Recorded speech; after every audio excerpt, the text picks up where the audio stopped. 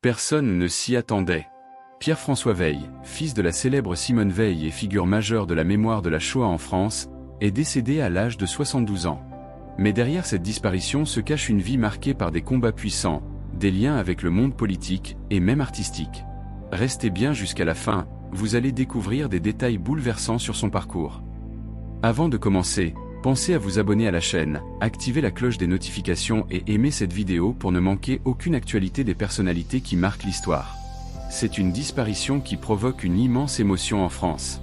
Pierre-François Veil est mort dans la nuit du mardi 5 au mercredi 6 mai à l'hôpital européen Georges Pompidou à Paris. La nouvelle a été annoncée par la Fondation pour la mémoire de la Shoah, qu'il présidait depuis plusieurs années. Dans un communiqué particulièrement émouvant, l'institution a déclaré avoir appris sa disparition avec une immense tristesse. Né en mars 1954, Pierre-François Veil était le fils cadet de Simone Veil et d'Antoine Veil. Toute sa vie, il a porté l'héritage familial avec discrétion mais aussi avec un engagement très fort. Avocat au barreau de Paris depuis 1979, il n'était pas seulement un homme de loi. Il était surtout un homme de mémoire, profondément impliqué dans la transmission de l'histoire de la Shoah et dans la lutte contre l'antisémitisme. Pierre-François Veil consacrait une grande partie de son énergie à préserver la mémoire des victimes de la Shoah. Il avait notamment œuvré à la reconnaissance des Justes parmi les nations en tant que président du comité français pour Yad Vashem.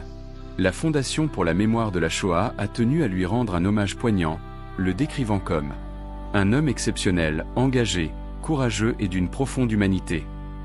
Dans un contexte marqué par une recrudescence inquiétante des actes antisémites, Pierre-François Veil considérait l'éducation et la transmission de l'histoire comme des armes essentielles contre la haine. Son engagement avait d'ailleurs été récompensé à plusieurs reprises. Il avait été décoré chevalier de la Légion d'honneur en 2001 avant d'être promu officier en 2010.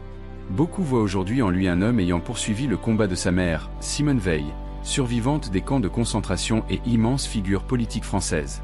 Mais la famille Veil est également liée à plusieurs grandes personnalités françaises. Pierre-François Veil avait été marié à Agnès Buzyn, ancienne ministre de la Santé. Leur fils, Lucas Veil, avait lui aussi attiré l'attention des médias lors de son mariage en 2022 avec Nelly Auteuil, la fille des célèbres acteurs Daniel Auteuil et Emmanuel Béard. La cérémonie s'était déroulée à Saint-Rémy-de-Provence devant près de 200 invités. Selon plusieurs médias, l'ambiance était particulièrement élégante et émouvante. Parmi les personnalités présentes figurait notamment le chanteur Dave ainsi qu'Yves Lévy, le mari d'Agnès Buzyn. Ce mélange entre monde politique, mémoire historique et univers artistique faisait de la famille Veil une famille particulièrement connue et respectée en France.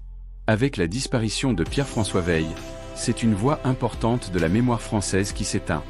Un homme discret, mais dont les combats ont marqué des milliers de personnes.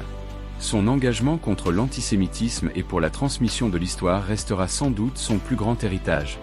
Et vous, quels souvenirs gardez-vous de la famille Veil et du parcours de Simone Veil? Dites-le nous en commentaire.